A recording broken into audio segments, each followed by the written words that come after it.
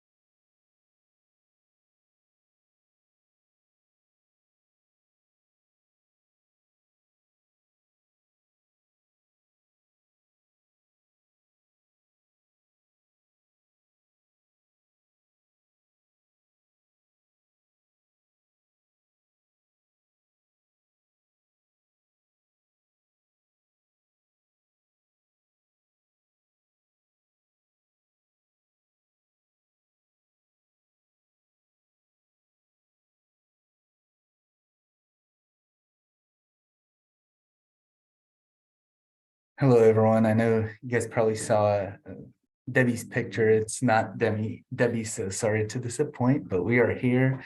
Thank you all for joining us, and we'll be getting started soon.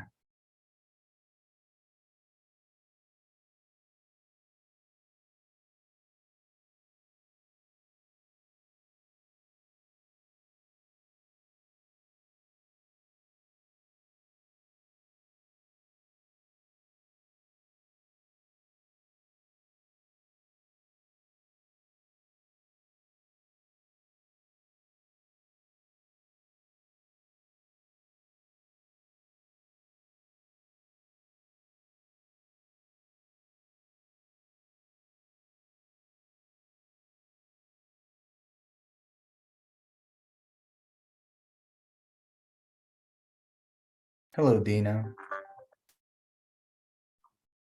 Hello, Alisher. How are you doing? Doing well, thank you. How are you? Good. Just making you co-host. Thank you. Share anything. I'll make Michelle co-host as well. Yes. We'll just give another minute for people to hop on, but everyone, thank you all for joining us thus far.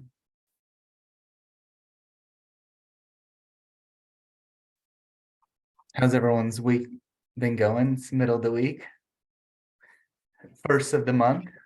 Yes, exciting. January flew by. You did. Busy month.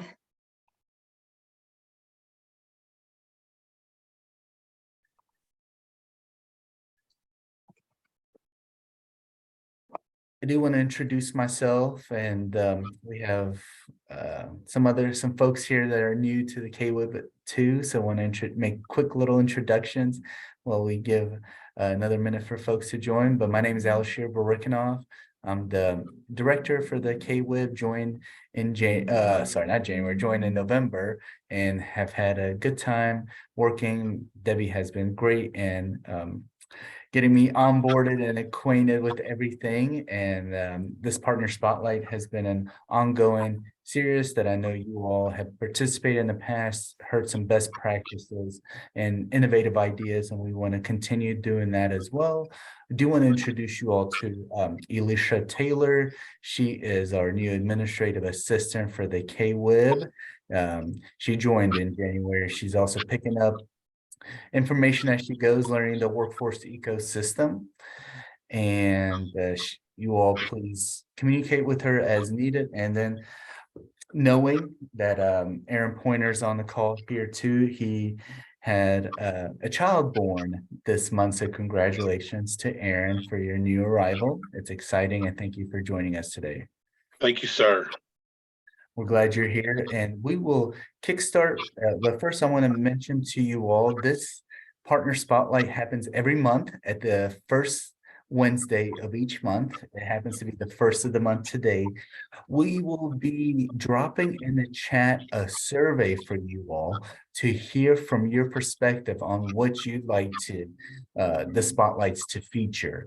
We want to make data-informed decisions. We'll also be following up with an email to get you all to complete this survey. It will take you less than 1 minute. A couple questions just to kind of get the pulse on your end to see what you want to hear. Check it out, please. It will help us in inviting the right folks to the table and making sure the content is relevant to what you're looking for. So please complete that survey, share it with your colleagues, with workforce practitioners, so we can get their feedback as well. And that will help derive all the months that come in this year, so to get the right folks to the table. But today we have individuals that I've been working closely with before I got on with the KWIB. We have Michelle DeJean with the Kentucky Office of Employer and Apprenticeship Services, and Dina with the Supply Chain Hub, talking about registered apprenticeship and ways you could really lean into some of the DOL programs that have been put out there and empower our employers here. So I will let them have the conversation. I do want to welcome everyone else that has joined. I see we have our KWIB chair, Kim Menke, on the line. Thank you for joining, sir. And thank you all for being here. And just to repeat myself for those that have joined, we are going to be sending out a survey to make sure our spotlights are data informed. Recently, I heard don't make data-driven decisions, but make data-informed decisions, because data associated with people, associated with other factors is an important piece, but it can't be the whole piece. So this will help us drive some of the information. With that said, Michelle and Dina, the floor is yours to give this group the presentation. Super. Good afternoon, everyone. If you haven't met me, my name is Michelle DeJean, and I'm the Executive Director of the Office of Employer and Apprenticeship Services. And I'd like to thank Dina for joining us this afternoon as we share with you a best practice. Am I sharing my screen, folks? Yes. All right, so we're going to talk about registered apprenticeship and demystifying registered apprenticeship intermediary, and we want to talk to you a best practice or a successful partnership the Office of Employer and Apprenticeship has had with a registered apprenticeship intermediary. First things for registered apprenticeship, demystification starts at the beginning. I just wanted to let everyone know a registered apprenticeship program is a formal industry-driven high-quality training program with a federally approved structure and curriculum that combines related technical instruction with on-the-job training and a progressive wage scale, which helps establish a highly trained workforce upon the completion of the registered apprenticeship program. At the completion of a registered apprenticeship program, apprentices receive a portable credential recognized both nationally and industry-wide. There are 3 types of registered apprenticeship programs. A time-based program measures skill acquisition through the apprentice's completion of at least 2,000 hours of on-the-job training and 144 hours of related technical instruction. Competency-based measures the acquisition through the apprentice's successful demonstration of skills and knowledge, and there are hybrid programs, which is a combination of time-based and competency-based programs.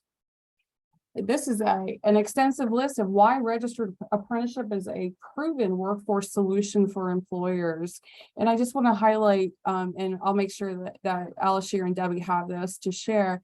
One of the statistical or the number success, the return on investment for employers and sponsoring registered apprenticeship programs is about $1.47 return on investment.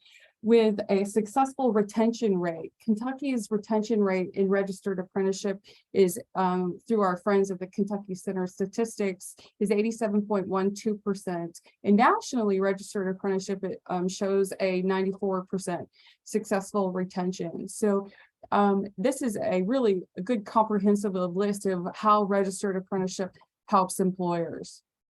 Along with helping employers, registered apprenticeship is a proven solution for career seekers as well. The list of supporting successful registered apprenticeship, it compatibly compares to college. The apprentice earns and learns. They avoid student debt.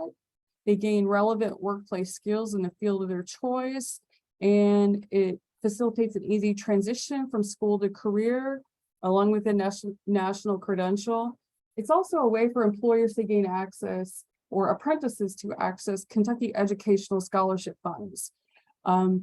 Registered apprenticeship is an approved by our legislature for students to access their Kentucky educational scholarship funds for participating in a registered apprenticeship. I want to give a lot of the agenda to Dina, who's joining us today to talk about it. But this is a graphic of registered apprenticeship. It's a partnership. It's a partnership with an employer. It's a partnership with a career employee, and a partnership with the Office of Employer and Apprenticeship Services. Here's some statistics from Kentucky's registered apprenticeship program. Over through September, we are always increasing in apprenticeship completions and new registered apprenticeship programs across all occupations. But we're here to demystify what is a registered apprenticeship intermediary. Dina is a secret, we'll say one of the best kept secrets of a registered apprenticeship intermediary. So the Department of Labor has extended funds and contracts to registered apprenticeship intermediaries to offer and help employers, labor or organizations launch, promote, and expand apprenticeship. And these are some of the key functions of what is a registered apprenticeship intermediary and what they do. They help develop programs, they provide technical assistance, partnership building, they support a diverse and inclusive apprenticeship pipeline. I'm not going to read, the list is pretty comprehensive. So intermediary, a little background on how the Department of Labor has set up intermediaries. So they have provide outreach, or they have contracts with these organizations who are registered apprenticeship intermediaries by specific occupations. And the Office of Employer and Apprenticeship Services partners with Equus, HCAP, and we are partners with the Supply Chain Automation Hub, and we have had a successful year in our partnership. So we are here to share a best practice with you. And so I'm going to let Dina take over from here. Any questions before I let Dina talk about how she can help employers and how she's helping the state in registered apprenticeship? All right, Dina, the floor is yours. Thanks, Michelle. So let me go ahead and share. I think I can. Okay. I think everybody can see that. Yes. Yes. Okay, great.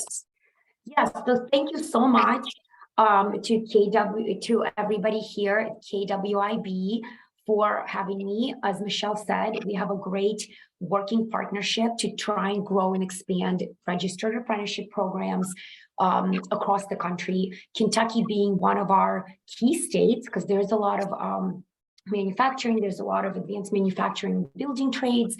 And as Michelle said, there are 16 intermediaries that are sort of, if you will, just DOL, extension of Department of Labor, right? They've given out these contracts to folks in different high growth industries, areas of the economy, and one of them being supply chain automation.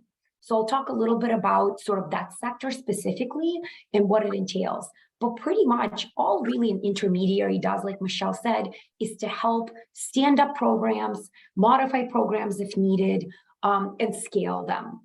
It's just really a free service. The Department of Labor has already paid us as contractors to help everybody. So really, there's no reason not to engage an intermediary. And the bonus is that there is a bit of incentive funding that comes with this work. So I'll go ahead and kind of move along. So a little bit about the supply chain sector, because it is very much a sort of a key, like a hot word, it is a buzzword. There's a lot of issues in supply chain. So it's become, everybody, knows supply chain, but basically it's really a sector of the economy that encompasses all logistics and material handling. We're talking about warehousing, distribution centers, manufacturing facilities are included. It's movement of goods from one place to the other. And it's also anything in industrial maintenance, mechatronics, and there's a lot of overlap with the building trades. The good news about supply chain is that it's literally in every market, border areas, mid-sized markets, larger markets. It includes small to medium-sized manufacturing plants, but also large-scale retailers like your Amazons, your UPSs, and it actually includes a lot of different occupations that the Department of Labor deems apprenticeable, meaning that they're already included in in the registered apprenticeship training model. So there's literally so much opportunity in this particular sector. So the automation piece is really just the use of technology to better the processes in supply chain. So it's using technology to improve efficiencies, to connect all these applications together and to streamline processes. So that's why supply chain automation, it's its own industry sector. There's going to be something like 800,000 jobs created by 2025. There's definitely a huge skill gap and a need for training these folks. And registered apprenticeship is a really great model to do that. As Michelle, talked about, the benefits of RAPs. It's a paid job for folks, and there's a lot of jobs in this particular field. So some specific sort of career paths and apprenticeable occupations that are in supply chain automation. Now, this is just a short list. There's many others. I would say under each one of these, there's probably 15 to 20 alternative titles.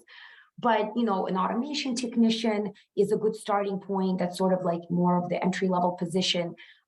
Transportation, storage, and distribution managers, specialists and mid-level folks, supply chain specialists, logisticians, anybody really in logistics is included. Like I said, industrial machinery, mechanics, and industrial technology maintenance, mechatronics, industrial engineers and electricians are also part of this. This is where sort of the building trades, overlap. Water, wastewater plant operators, as broad as a warehouse worker is part of this. So there's just, CNC machinist is another one that's even not on this list. HVAC operators, we have Michelle, I think we're working with somebody in conveyor belt operation. I mean, you name it, if it's got, anything to do with supply chain, we are the intermediary basically for you and to help you guys and to help your partners. A little bit about what we call ourselves as the Supply Chain Automation Workforce Hub. So that's the name that we gave to our intermediary. And we're basically pretty new to this. There's intermediaries that have been doing this work for 4 or 5 years. We are relatively new. Our contract started in December of 2021. Again, our industry is supply chain automation. And our key sort of goal is not only to help to grow registered apprenticeships in the sphere, but to also target underserved populations and people of color and veterans, and really try to recruit them into these, inter-apps, because traditionally these are folks that aren't as knowledgeable about registered apprenticeships. They're not in them as much. So our goal, and especially for the second year that we just started, is to really try and diversify the pipeline of apprenticeships and the apprentices that are entering these fields, because there's such a great career path. And these folks have great skill sets already, a lot of them going in. So why not utilize this model to really upskill yourself? So we have a few key organizations and partners that are working with us. So as you guys know, we're Manhattan Strategy Group. We are the sort of the prime on this intermediary contract and also the coordinator of this effort. I'm the business development marketing specialist on the project and do a lot of outreach, but we also work with a couple of key national organizations. So National Association of Workforce Boards is a large scale partner. They're great because, as you probably, a lot of your members, you know that NOB is really well connected. They have a ton of workforce development boards that are members, and they have a huge reach with the business services folks. And there's a lot of employer engagement that's happening through NOB. They're very much involved in helping us to spread the word about what we're doing and to help us with different events, accelerators, outreach, and things like that. Manufacturing Skills Standards Council and NC3 are two curriculum providers sort of in this area of supply chain and advanced manufacturing. We're not exclusive to them. You do not have to use them or their certifications, but they're great partners because they have already a lot of folks are using MSSC credentials and certifications, and they're well aware of our work and what we're doing, and they have a great network, and so we're able to really spread the word using these national partners.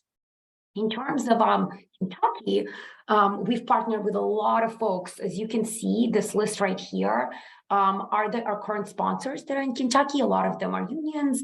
We've got, IC of the Bluegrass, plumbers, pipe fitters, millwrights, Louisville Electrical JATC. We just started working with the Kentucky FAME Greater Louisville chapter. So these are folks that we are helping with technical assistance. We're also providing incentive funding to them to offset the cost of launching new apprentice cohorts.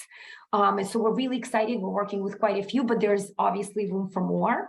But these are just some of them. You may have contacts at some of these places as well. So in terms of what an intermediary can offer, especially what we specifically offer, as Michelle said, we helped with lots of different things. We kind of say that we're a one-stop shop to really train supply chain automation specialists and folks around supply chain. We are powered by employers, workforce organizations, and of course, education institutions, mainly career CTE organizations. So, community colleges and tech schools. We do a lot of work with KCTCS, all the schools a lot of them provide the related training instruction, which is basically, the classroom instruction for the apprentices. And then the employers provide the on-the-job training. We can help employers develop new apprenticeships. We can help to expand, like I said, existing apprenticeships through we have about 15 folks on this contract, a lot of subject matter experts in different areas, Veterans Affairs. We have a DIA person on staff who is helpful in looking over policies, updating affirmative action plans, making sure that there is something like that in place, EO policies. We can definitely look at curriculum development and look at, let's say, a training program that's not a registered apprenticeship and see what are the pieces that are missing to make it a RAP. Michelle is also, we work together to do that. We've helped some of these sponsors to, figure out how to use the DOL system of getting the right information for these folks, cross-reference their different, like I said, curriculums to make sure that, they're accessible to people in terms of cost and price. We can also connect registered apprenticeship to pre-apprenticeship programs. So there's a, youth apprenticeship and pre-apprenticeship has to have a direct line to the registered apprenticeship program. So we're helping to make those connections as well. And, this is all at no cost. We've already been paid, like I said, for this work. So it's just, all the folks have to basically commit to is going down the registered apprenticeship path and registering their program. So here's just a few more things I kind of already covered. The other thing we do actually really do help with is to see what other financial, state level, federal funding opportunities are there if you have a registered program. So some folks may be in several states, there's obviously a lot going on in Kentucky itself, but there's, state level incentives for employers, there's tax benefits and credits to having a registered program versus just having a training program. So that's another thing that we do help with. And we provide, like I said, financial incentives. So here's the overview on that. This is an incentive fund that's available through our intermediary. It is there to really try and offset the cost of launching or expanding registered apprenticeships. So we have sort of two levels, if you will. New sponsors of RAPs or employers or new occupations can qualify for up to $1,000 per apprentice. So if you have 10 folks going through the training and they're just starting, they can apply and receive 10,000. If you have 15, they can receive 15,000. The money doesn't necessarily have to go to the apprentice, it goes to the program itself, but the amount that the program qualifies for is attached to the committed number of apprentices. For those who have already been assisted by us, as you saw the list, they're returning sponsors, they can reapply for up to $500 per apprentice. So of course, the idea is to grow new and to attract new programs and build them out. So reapplication is there, but they are getting slightly less. And the cap for each sponsor per year is $30,000. So if folks have over 200 apprentices, the cap for each sponsor is $30,000 because there's obviously, a finite amount of funding available every year. The good news is it's not a grant. It's a direct disbursement of funds. It can be really used for anything for the registered program, except the only thing the funds can be used for is direct wages. So paying the apprentice salaries. Other than that, the fund can be used for anything. So buying training equipment, mentorship training, curriculum, related training instruction for folks, literally can be used for anything. And it's a very quick turnaround, a short application. And the intermediary, we help with that. We help walk you through it. We tell you what information we need, and then basically make sure that it's done and completed in the right way. And then the funding, like I said, it is direct disbursement to either the employers or the sponsors, however the program is structured. We're in open enrollment right now, just started January 15th, and we're taking applications through November of this year. So if there are folks that are interested in applying, Michelle has that all information, I do as well. She will connect us and we can start sort of talking about the process of how you go about doing that. But it is nice to have this, amount of money to offset some of the costs, and also utilizing, of course, the technical assistance that we talked about earlier that the intermediary provides. We've got a great, website that's got a lot of information. We do a monthly newsletter, so please, guys, feel free to sign up because we do a lot of work and we provide a lot of resources completely free of charge. So I will stop sharing now, and I think, open it up for any questions that anybody has. Happy to answer them now. Or I'm not sure if anything came in through the chat, but yeah, we'll open it up for everyone.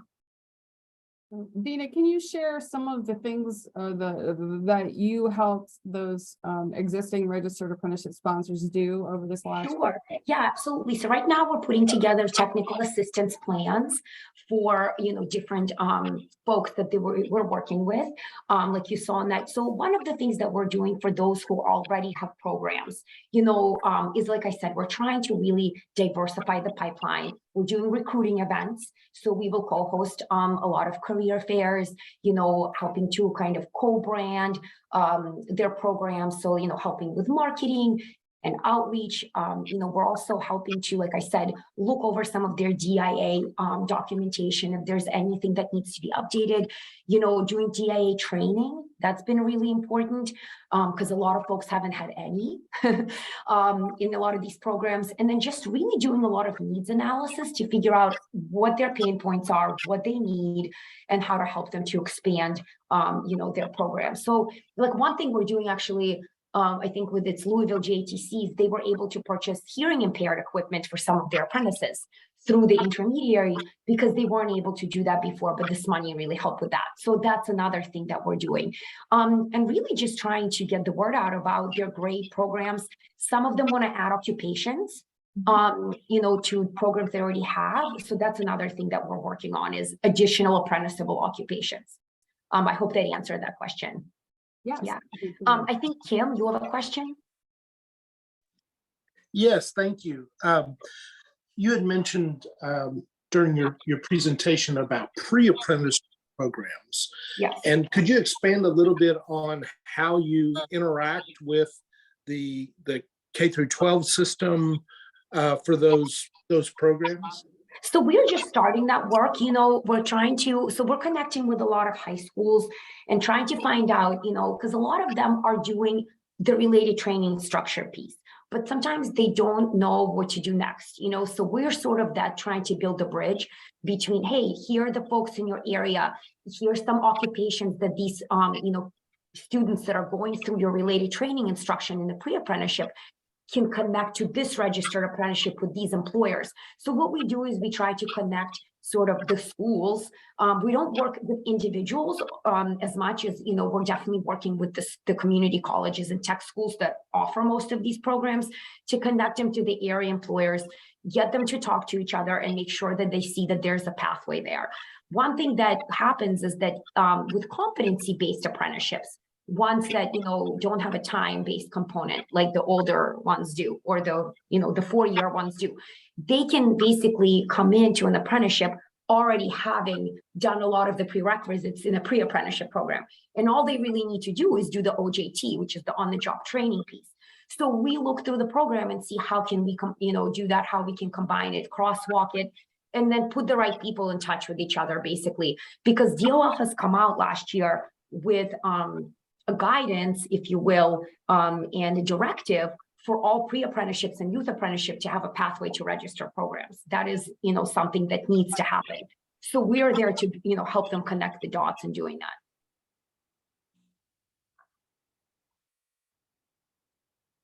But that's a great question. That's a big goal for this first year of the intermediaries, to really work a lot more with high schools. Thank you. Sure. Anyone else? Dina, thank you. I wanted to make a comment.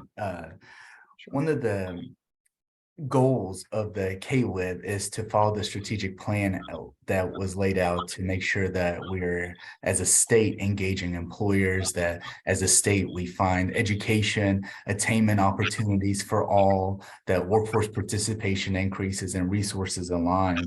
And one of the projected successes is to increase registered apprenticeship programs and also to increase middle skill jobs. And I think with DOL entrusting the supply chain automation group to be able to support states and work with state offices, work with local workforce boards, I think that's a good resource to tap into. I know we have several local directors here on the line, and wanted to see maybe perspectives from their end to see how apprenticeships can continue to flourish and grow, and then having employers to tap into resources that weren't available. Now DOL really putting their, all of the, not all of their cards, but putting cards into apprenticeships and saying this is a pathway to middle class. And so I wanted to hear from the local boards if you guys have any perspectives.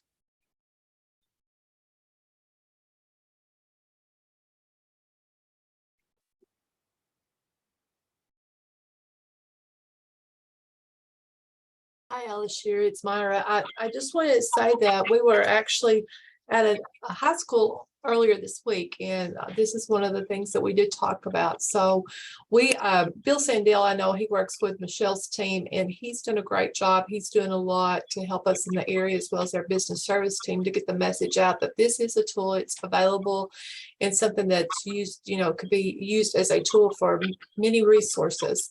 They were glad to hear about it. I think conversations will continue, but we are pulling our business service team and Bill into all the meetings that we can to share the information.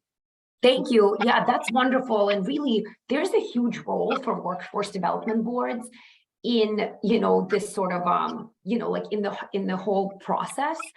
We couldn't do this without them. That's why NOB is a large scale partner, is because they are the connector to a lot of the workforce development boards. We're actually going to be presenting at the, I'm sure a lot of you guys will be there, so I hope you come up and say hi at the accelerator, the National Association, their NOB forum in March. Hope to see a lot of you there, but we will be sort of doing a presentation. There's actually, it's interesting, apprenticeship has become so popular that we have our own apprenticeship training day during the accelerator, which is basically just, their event, where it's just all about registered apprenticeships and how workforce boards can, what is their role? Because a lot of boards are not going to be sponsors of RAPs, right? That's not really most of their role. I mean, there's maybe a few, but they are it's a connection between the employers, the intermediary, and other stakeholders. They're the ones that understand what's needed in their local areas for workforce. And like you said, Alisher, how to get people into jobs and, well-paying jobs. And this is just a tool in your toolbox, if you will. That's sort of how I see the intermediary, is use us as a tool, to do that employer engagement locally in your, various areas.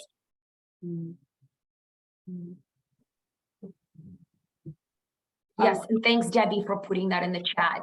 I think that they now have an agenda for the forum, so you guys can go check it out and see. But we'll definitely be there.